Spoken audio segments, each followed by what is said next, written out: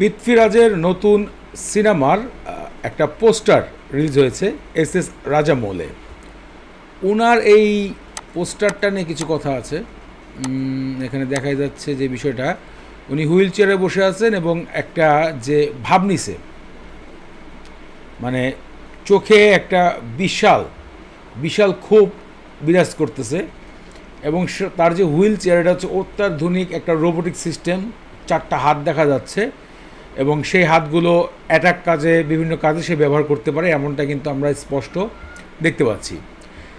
এরপরে যে জিনিসটা আসলে কথা বলতে হয়,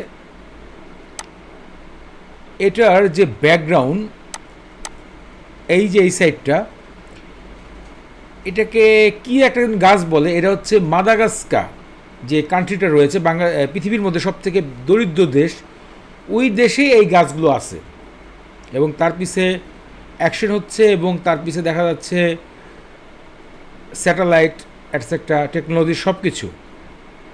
রাজামৌলিকের আপকামিং যে সিনেমার পোস্টারটা, এটা একটু মানে অদ্ভুত, এক কথা অদ্ভুত।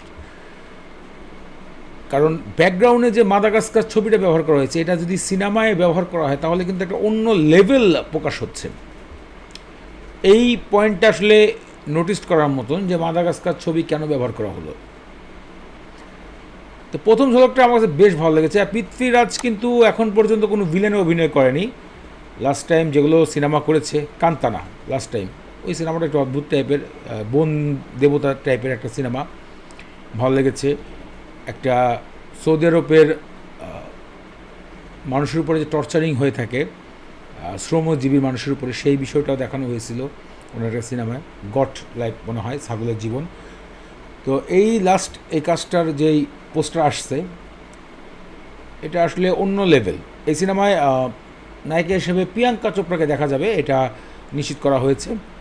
গ্লোবাল টরেট এরকম একটা দেওয়া হয়েছে, আবার এর সাথে আরও কিছু আছে ভাই। যাই হোক, আমার কাছে পোস্টারটা বেশ আকর্ষণীয় লেগেছে, ভালো লেগেছে, সুপার সুপার।